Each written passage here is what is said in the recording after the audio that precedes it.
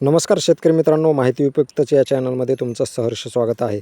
आज आपण जाणूया मित्रांनो, कोणता जिल्हा आहे आणि त्या जिल्ह्यामध्ये 5 लाख शेतकऱ्यांना 260 कोटींचा पीक विमा भेटणार आहे. तर ते कोणते जिल्हे आहेत आणि त्यासाठी कोणता जिल्हा आहे आणि त्यासाठी कोणकोणते शेतकरी पात्र असणार आहे, ते आज आपण या व्हिडिओमध्ये पाहू. तत्पूर्वी जर शेतकरी मित्रांनो चॅनलवर नवीन असाल चॅनलला सबस्क्राईब करा आणि व्हिडिओला लाईक करा. चला तर मग सुरू शकता. आपण राजनाथ जगतसिंहजी पाटील जे तुळजापूरचे म्हणजे आमदार आहेत, त्या आमदारांच्या आपण ऑफिशियली ट्विटर हँडलवर आलेलो आहेत आणि हा धाराशिवचा पीक विमा असणार आहे. त्या संदर्भात जाऊन दुसऱ्या जिल्ह्यांच्या संदर्भात आपण या व्हिडिओमध्येच बघूया.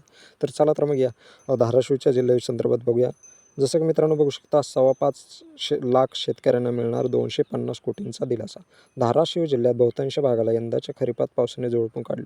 त्यामुळे जिल्ह्यातील प्रमुख नगदी पीक असलेल्या सोयाबीनच्या क्षेत्राला मोठा फटका बसला. परिणामी सोयाबीनच्या उत्पादनातही मोठ्या प्रमाणात घट दिसून आली आहे. खरीपातील मुख्य नगदी पीक असलेल्या सोयाबीनला सर्वाधिक फटका बसल्याने शेतकरी बांधवही अडचणीत सापडले आहेत. नुकसानीची पूर्वसूचना दिलेल्या जिल्ह्यातील शेतकऱ्यांना विम्यापोटी किमान रुपये 6,200 ते 6,500 प्रति हेक्टर ही सर्व मंडळांना मिळवून देण्यासाठी आपण प्रयत्नशील आहोत.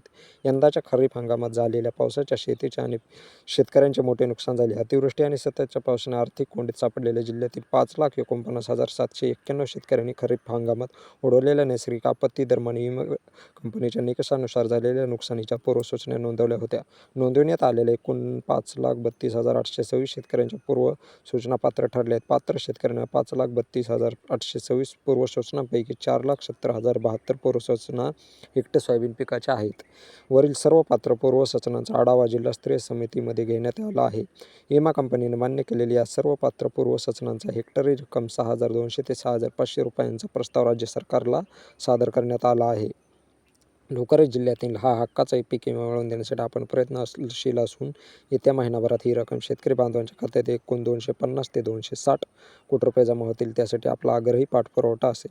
जसं मित्रांनो बघू शकता, ज्या शेतकऱ्यांनी ऑनलाईन क्लेम केलेला आहे, तर ऑनलाईन कोणता क्लेम केलेला आहे, ज्यांनी 72 तासाच्या अगोदर क्लेम केलेला आहे त्याच शेतकऱ्यांना हा पीक विमा भेटणार आहे.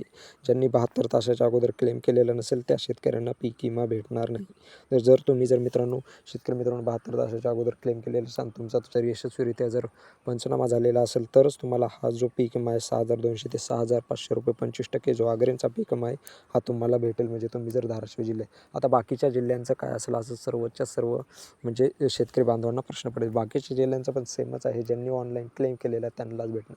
ज्यांनी ऑनलाईन क्लेम केलेला नाही त्यांना ₹1 पण येणार नाही. ज्यांचा क्लेम असेल त्यांनाच पीक विमा भेटणार. 72 तासाच्या अगोदर क्लेम आणि लगेच पंचनामा जर झालेला असेल तरच तुम्हाला पीक विमा भेटणार आहे. तर मित्रांनो, तुम्हाला जर आजचा अपडेट कसं वाटलं, चांगलं वाटलं असेल तर व्हिडिओला लाईक करा, चॅनलला सबस्क्राईब करायला विसरू नका. तर मग मित्रांनो, धन्यवाद. असे